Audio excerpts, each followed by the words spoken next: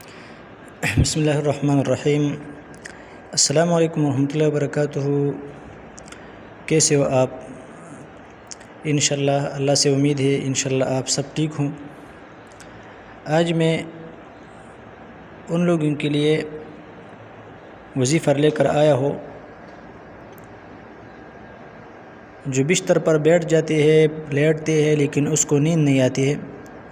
تو نیند آنے کے لیے مجرب علاج اور مجرب دعا 3 دعائیں ہے۔ ویڈیو آخر تک دیکھیں، اور ہمارا آپ سے ایک عاجزانہ ریکویسٹ ہے کہ آپ ہمارا ویڈیو بھی آخر تک دیکھیں اور چینل سبسکرائب کریں۔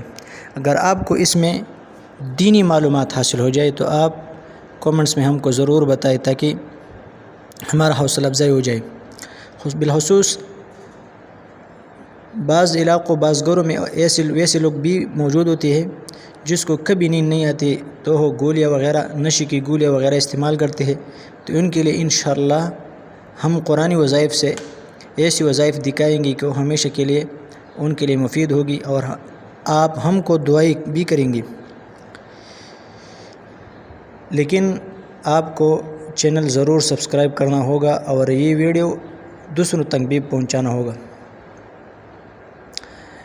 نیند آنے کے لیے سب سے پہلے ایسا کرنا ہے کہ دایاں ہاتھ سر پر رکھ کر 7 مرتبہ یہ آیات پڑھے، فَضَرَبْنَا عَلَىٰ آذَانِهِمْ فِي الْكَهْفِ فَضَرَبْنَا عَلَىٰ آذَانِهِمْ فِي الْكَهْفِ۔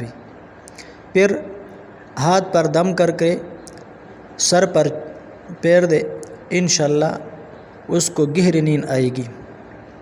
بس صرف یہ 3 کلمات ہیں، فَضَرَبْنَا عَلَىٰ آذَانِهِمْ فِي الْكَهْفِ فَضَرَبْنَا عَلَىٰ آذَانِهِمْ فِي الْكَهْفِ۔ ایک دعا یہ ہے۔ اگر اس سے بھی نیند نہ آئے تو یہ دوسری دعا بھی پڑھ لے، ان اللہ ملائکتہ یصلون علی النبی یا ایھا الذین آمنوا صلوا علیہ وسلموا تسلیما۔ ہر خطبے میں علماء کرام اس کو پڑھ لیتے ہیں۔ یہ بالکل آسان ہے، سورہ احزاب کا آیت ہے 22واں پارے کا۔ اس کو پڑھ لے، اس کے بعد درود شریف پڑھتے رہے۔ جس قدر آپ اس درود کو دھیان اور توجہ سے پڑھیں گے اتنی جلدی نیند آئیں گی، اور یہ بالکل مجرب ہے، ہم نے اس پر بار بار تجربہ کیا ہے۔ تیسری طریقہ یہ ہے، جب آپ بستر پر جاتے ہیں تو وضو کر کے جائے، اور جب لیٹتے ہیں تو قبلہ رخ لیٹ کر 7 مرتبہ یہ پڑھے، وَتَحْسَبُهُمْ أَيْقَاظًا وَهُمْ رُقُودٌ وَتَحْسَبُهُمْ أَيْقَاظًا وَهُمْ رُقُودٌ۔ سورہ کہف کی آیت ہے۔ انشاءاللہ اس کو بالکل جلد نیند آئے گا۔ انشاءاللہ آپ مجھ کو اور ہم کو اور ہم سب کو انشاءاللہ آپ دعاؤں میں یاد کریں گے۔